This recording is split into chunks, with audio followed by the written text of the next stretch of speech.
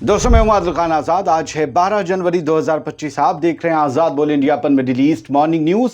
इस शो में आज आपको दिखाएंगे ईरानी आर्मी के ग्राउंड फोर्स के कमांडर की अमेरिका को वार्निंग, मिडिल ईस्ट में यूएस के अड्डों को लेकर दी बड़ी धमकी, ट्रंप का प्रेशर लगता आ रहा है काम, नेतन्याहू ने रातों रात एक टॉप डेलीगेशन भेजा कतर, गजा सीज फायर पर बातचीत तेज, सीरिया में सैयदा ज़ैनब के मजार पर हमला नाकाम, पकड़े गए दाइश के दहशतगर्द, ब्रिटेन की स्पेशल फोर्सेस का गुनाह आया सामने, अफगानिस्तान में 16 साल से कम के दर्जनों लड़कों का किया था कत्ल, और ईरान रूस के दरमियान और गहरे होंगे रिश्ते, मॉस्को जाएंगे पेज़ेश्कियान, बड़ी डील की डिटेल आई सामने। चलिए इस शो की करते हैं शुरुआत और सबसे पहले ईरान की उस वार्निंग की बात करते हैं जो अमेरिका को दी गई है। ईरान ने अमेरिका को शायद अब तक की सबसे शार्प वार्निंग देते हुए कहा है कि मिडिल ईस्ट में तुम्हारा ऐसा कोई भी मिलिट्री अड्डा या ठिकाना नहीं है जो हमारे निशाने की रेंज से बाहर हो, यानी हम जब चाहें जहां चाहें पूरे मिडिल ईस्ट में तुम्हें यानी अमेरिका को अपना टारगेट बना सकते हैं। ईरानियन फौज के एक सीनियर कमांडर ने कहा है कि अमेरिकन के तमाम इंटरेस्ट हमारे क्रॉस हेयर में है। क्रॉस हेयर यानी जब निशाना लगाते हैं, आपने देखा होगा टीवी पर जब कोई निशाना लगा रहा होता है तो कुछ गोलदारे के अंदर चरखी सी बन चौकोर सा बन के आता है। ये राइफल के ऊपर जो लगा होता है, दूरबीन जिसे कहते हैं, रेटिकल राइफल स्कोप, उसमें जो चारखाना होता है उससे जो बनकर आती है ना इमेज, वो क्रॉस हेयर कहलाई जाती है। तो ईरान के इस कमांडर ने कहा है कि हमारे क्रॉस हेयर में है हर अमेरिकी आर्मी का अड्डा, हर अड्डा उनका।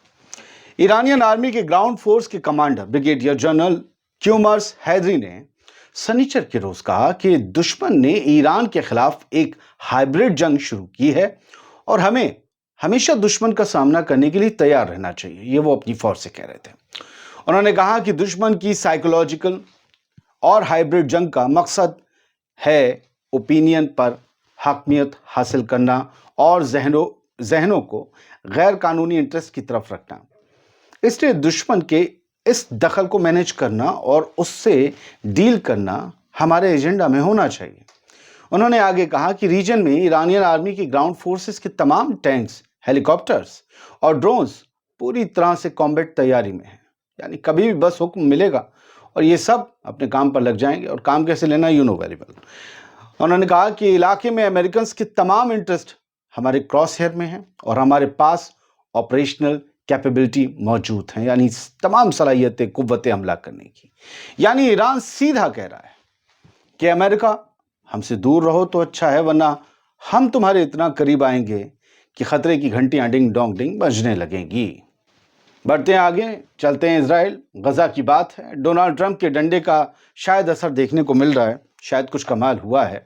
नेतन्याहू ने गजा में सीज फायर को लेकर तेजी दिखानी शुरू कर दी है। ये वही नेतन्याहू है जो सीज फायर से भागता रहा।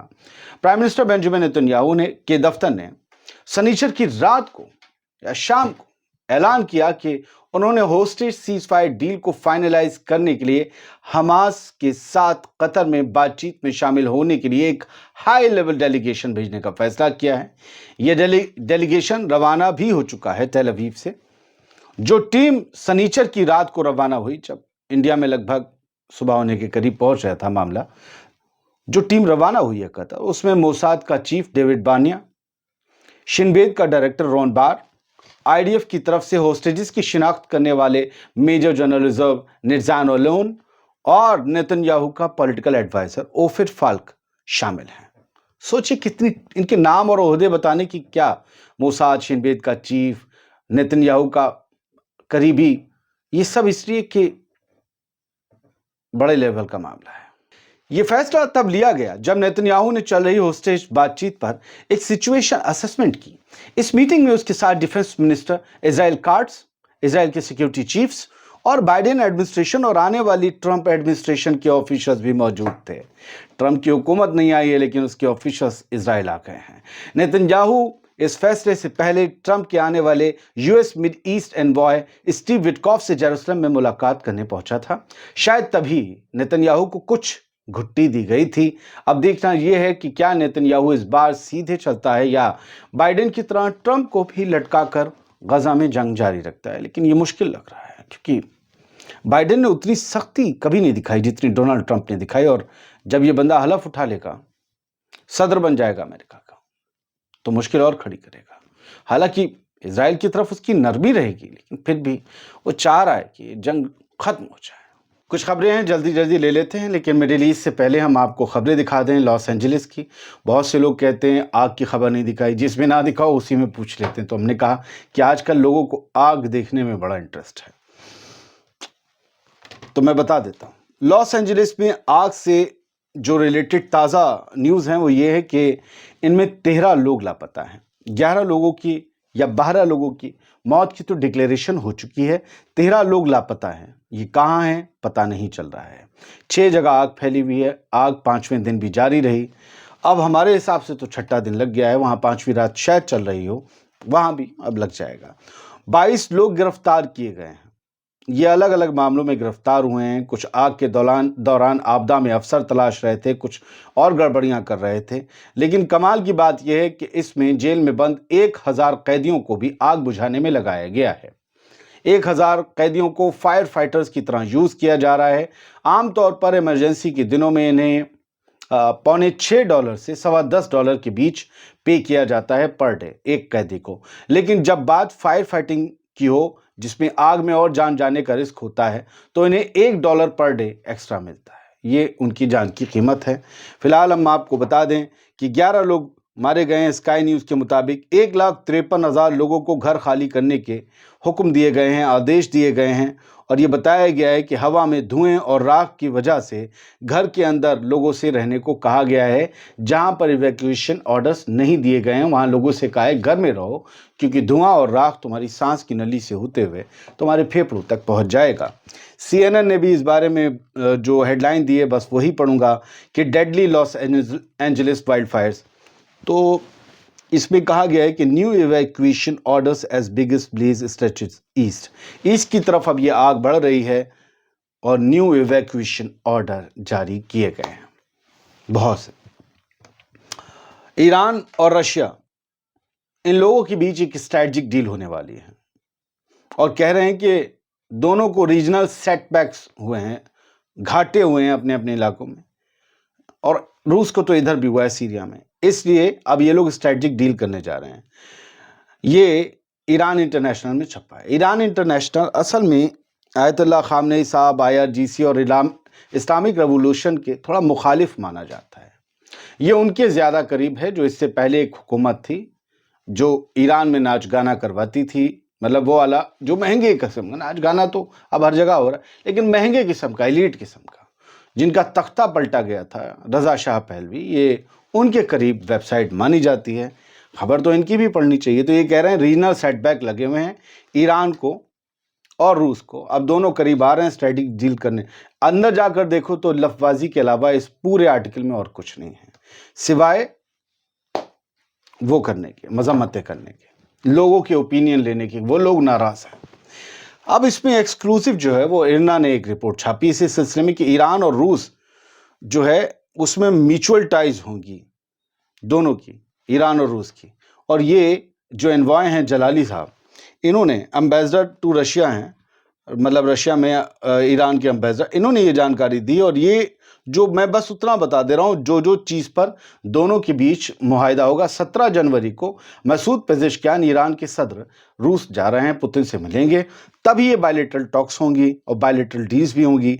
इन न्यू एग्रीमेंट्स में पॉलिटिक्स भी कवर होगी, इकोनॉमिक्स का मुद्दा होगा, मॉडर्न टेक्नोलॉजीज होगी, इंफॉर्मेशन एंड साइबर सिक्योरिटी होगी, पीसफुल न्यूक्लियर एनर्जी का मुद्दा होगा, nuclear energy, defence and military matters का भी मुद्दा होगा, उसकी भी डील्स होंगी, fight against terrorism, environmental issues, combat against money laundering, organised crimes, इन सब को लेकर बातचीत होगी। ठीक है, सब बढ़ते आगे। सैयदा ज़ैनब के रोज़े पर, उनके मज़ार पर एक दहशतगर्दाना हमला करने की प्लानिंग हो रही थी सीरिया में, दमिश्क में। उसे फेल कर दिया है सीरिया की खुफिया एजेंसी, ये जुलानी वाली, इन्होंने उस हमले को नाकाम कर दिया है। होने से पहले ही बहुत से लोगों को पकड़ लिया है। ये बम ब्लास्ट करना चाहते थे, और ये बताया गया तमाम लोग दाइश से रिश्ता रखते हैं, यानी ISIS से। इस तरीके से वो बॉम्ब से इस मज़ार को नुकसान पहुंचाकर आप समझ लीजिए कि शिया और सुन्नी मुसलमानों को लड़वाना चाहते थे। तो सीधा सा पता है कि ISIS वाले किसके लिए काम करते हैं। ये डिवाइड एंड रूल की पॉलिसी कहाँ से आई है। और ये दाइश वाले इस्लाम के नाम पर तो लड़ते हैं, लेकिन वहां नहीं लड़ रहे हैं जहां सब फोकस किए हुए हैं। कभी सोचिएगा। तो फिलहाल ये पकड़ लिए गए हैं और बीबी ज़ैनब के बारे में आप सबको पता है। हम अलग से भी इस पर बनाएंगे, कुछ और डिटेल्स लाएंगे। लिहाजा इस खबर को हम छोटे में इन शॉर्ट ख़त्म करते हैं और सैयदा ज़ैनब का रोज़ा हमेशा सलामत रहे। अब गज़ा की खबरों पर आ जाते हैं। 463 दिन जब कल पूरे हुए गज़ा पर हमले के, तो शहीदों की तादाद 46,537 पहुँच गई और ज़ख्मियों की 1,09,571। गज़ा में फ्यूल और फूड दोनों पहले से और ज़्यादा कम हो रहे हैं। मेडिकल सप्लाईज़ को भी रोक दिया गया है। हमने रात को आपको रात वाले बुलेटिन में बताया था, दुनिया भर की खबरें जो हमारा प्राइम शो है, कि UN ने कहा है कि हमारी भेजी हुई मदद जो गज़ा में सबसे ज़रूरी मदद है, उसे ज़्यादातर ट्रक्स इजराइल ने रोक दिए हैं। लोग परेशान हैं, भूखे हैं, दवाओं की कमी से भी मर सकते हैं। मिडिल ईस्ट मॉनिटर ने खबर दी है कि इजरायली स्ट्राइक हुई है एक स्कूल पर नॉर्दर्न गज़ा में, जिसमें 8 फ़लस्तीनी मारे गए। इसमें एक स्कूल पर जहां लोगों ने पनाह ले रखी थी। इसमें मैंने पढ़ा तो ये पाया कि मरने वालों में 2 औरतें और 2 बच्चे थे। खैर, बढ़ते हैं आगे सर। ये जबालिया का मंजर है, ये इजराइल के हमलों की करतूत है। आप इसे फुल फ्रेम देख लीजिए इस फोटो को। ये फोटो अल जमराक न्यूज़ ने शेयर किया है और कहते हैं कि ये फोटो वो तमाम बातें झुटलाता है जो कहा जा रहा था कि लिमिटेड ऑफेंसिव है, और ये रिवील करता है कि इजराइल ने गज़ा के साथ क्या किया है। बीच में एक बस पगडंडी सी रहने दी है जिस पर टैंक बुलडोज़र दौड़ सकें। आसपास हदे निगाह तक जहां तक देखिए सिवाय बर्बादी, डिस्ट्रक्शन और खंडरात के कुछ नज़र नहीं आता। यहाँ इजरायली बमबारी, वहाँ तोपखाने से गोले, हर चीज़ दागी गई है। हम सोच भी नहीं सकते गज़ा में लोगों के साथ क्या क्या हुआ है। अनस अल शरीफ मेरे फेवरेट रिपोर्टर हैं। अल जज़ीरा फ़िलिस्तीन के लिए रिपोर्टिंग करते हैं। अपनी जान पर खेलकर अब भी रिपोर्टिंग कर रहे हैं। 203 जर्नलिस्ट मारे जाने के बाद भी वो रुके नहीं हैं। उन्होंने एक फ़ोटो शेयर किया है। गज़ा पट्टी के बैंडेज लगा है। गज़ा पट्टी ज़ख्मी है, घायल है। सबको मरहम पट्टी की ज़रूरत है, सहारे की ज़रूरत है। गज़ा ज़ख्मी हो चुका है। एक फ़ोटो बहुत कुछ कह जाता है। खैर, हज़ारों हज़ार इजरायली मार्च कर रहे हैं कापलान स्ट्रीट में रात में तेल अवीव में। ये खबर रात की है, जब वो रात सड़कों पर निकले। हर हफ्ते वो जुलूस निकालते हैं। इस तरीके से वो ये कहते हैं कि गज़ा में डील कर। यहाँ एक खबर रह गई कि 16 साल के अफ़गानियों को, 16 साल से कम उम्र के अफ़गान लड़कों को बुरी तरीके से चुन चुन कर यूनाइटेड किंगडम की स्पेशल फोर्सेस ने 2010 से 2013 के दौरान मारा है अफ़गानिस्तान में। और कहा गया कुछ को उठाया गया, उनके मुंह पर तकिया रखा गया और उन्हें गोली मार दी गई। ये तमाम कबूलनामे खुद ब्रिटिश फौजियों के हवाले से सामने आए हैं। 2010 से 12-13 तक ये सब कुछ होता रहा। अफ़गानिस्तान झेलता रहा, सिसकता रहा। सोचिए, ये पढ़े लिखे लोग हैं, यहाँ से अंग्रेज़ी निकली है, ये अंग्रेज़ कहलाते हैं। इन्होंने कत्लो गारत किया है। इनसे इंसानियत की तवक्को कौन रखता है? आदमी कितना पढ़ा लिख जाए, कितनी बड़े मुल्क से आ जाए, लेकिन उसकी सोच अगर घटिया है तो उसका कुछ नहीं किया जा सकता। सलामत रहिए, खुश रहिए।